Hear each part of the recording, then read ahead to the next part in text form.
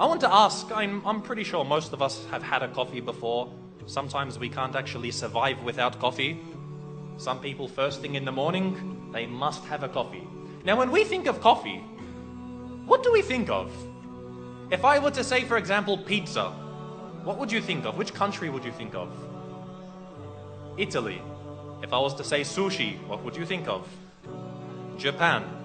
So there are certain things that you associate with certain things. Now if I were to say coffee, what would we think of? Brazil. Some people might think of Colombia. Some people think of Italy. However, I just want to look a little bit first at the history of coffee. Okay, and you're going to understand that there is something Islamic about this in the end. Coffee itself, the word actually comes from Arabic. In Arabic, the words call this drink qahwa. Qahwa is the drink that comes out from the bun, from the coffee bean. So they call this thing qahwa. Now qahwa, it comes from the verb qahiya, which means to lose one's appetite. Because the Arabs knew that when you drink a lot of coffee, khalas, you don't want to eat anymore after this. So they would usually have it after their meals. Now the word qahwa, it spread from Yemen to the rest of Arabia until it went to the Ottoman Empire. Because the Arabs were the first ones to drink coffee. And the Ottomans really revolutionized coffee. I mean, Arabs like coffee. Ottomans and the Turks loved coffee. You'd find that they couldn't survive without coffee.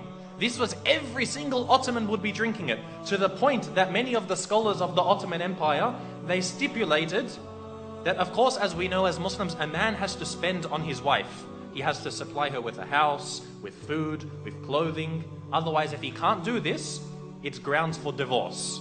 Now, the Ottoman fuqaha also specified that he must give her enough coffee. Otherwise, it was enough to call for a divorce. So the Ottomans loved their coffee. However, the Ottomans, as most of us know, as the Turks today, they can't pronounce the letter waw. Instead of waw, they say it like v. You've heard Ottomans, you've heard Turks when they say, for example, wallah. What do they say? They say wallah. So you see the waw turns into a v. This is common in their speech. So the word qahwa, they couldn't say qahwa. So they started to call it kahva. Now, kahva, when it began to spread, when the Ottoman Empire was attacking a lot of the nations of Europe, there was a specific time. It was actually the last instance of offensive jihad in our ummah. This was the last time in the history of our ummah that the Muslims made an offensive jihad. When the Ottomans were attacking Austria. So they were attacking Austria and Poland, who were united at that time. Now they were defeated in this battle. It was called the Second Siege on Vienna. So when they were defeated, as you know, when you leave the battlefield, you leave behind all of your things, the ghanima, your weapons, your treasures. And part of their ghanima, of course, was their coffee. Because even the Ottoman army, everywhere they went, they had coffee and people to make their coffee. So they left behind their bags of coffee, and the Austrians and the Polish for the first time discovered this new drink. So they asked many of the Turkish soldiers, what is this drink? So they said, this is called kahva. And so eventually it got the name kava. And then from the name kava, it turned into kafa, then into kafe.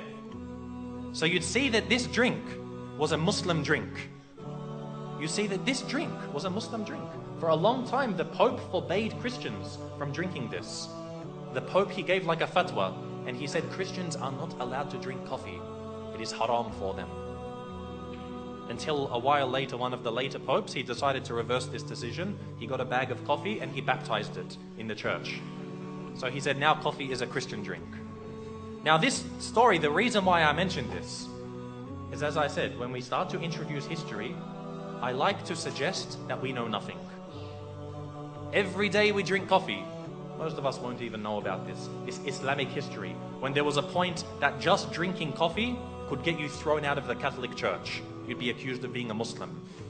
Nowadays, everyone drinks coffee, but very, very few people know about this history.